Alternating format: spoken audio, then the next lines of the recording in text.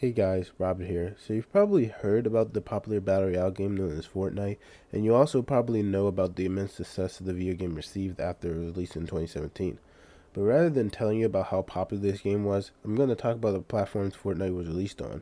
Fortnite Battle Royale was initially released on September 26, 2017 as a public beta, which for some reason it's still in. It was released on Windows, macOS, Xbox One, and PS4. Later on, it was released on Nintendo Switch on June 12, 2018. I'll specifically be talking about the Nintendo Switch port for the sake of this video because, oh my god, it's so bad.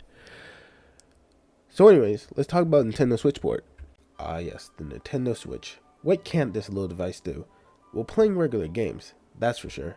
The Nintendo Switch had about as much power as a potato when compared to the Xbox One and PS4 is up against. Power really didn't matter, for portability mattered more. It mattered so much that the NVIDIA Tegra SoC inside it was underclocked to reduce power consumption.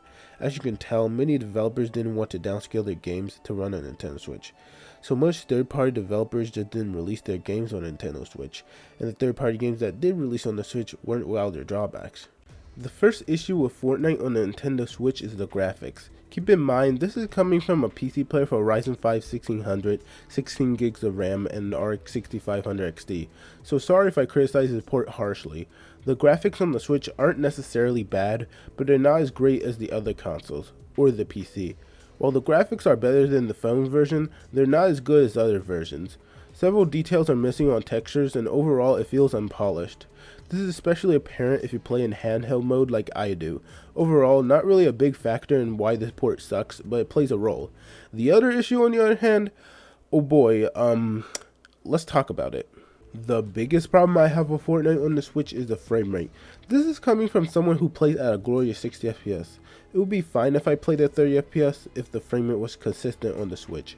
On the Nintendo Switch, you will have cases where the frame rate drops to 15 FPS, which is really unplayable. Like, look at this frame rate.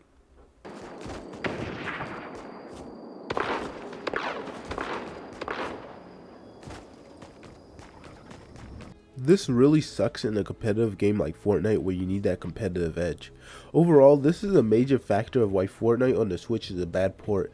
I would probably excuse every other point if the frame rate didn't suck.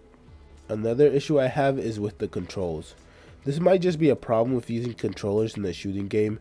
Honestly, I find keyboard and mouse better for these type of games. Using the Joy-Cons on my Nintendo Switch to play Fortnite feels weird. I can't aim precisely and turning feels too sensitive at times. Maybe I should try playing with gyro controls or by using the Pro Controller, who knows. All I'm going to say is that I don't enjoy playing Fortnite with these controls.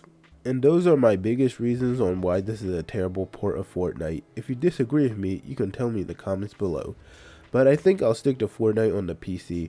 And with that out of the way, I have to go. And as always, stay epic. Bye everybody.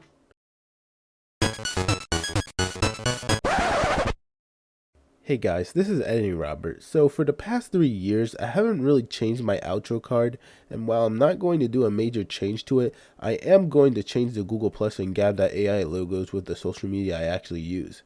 Anyways, I'm going to play the outro, and as always, stay epic. Bye everybody.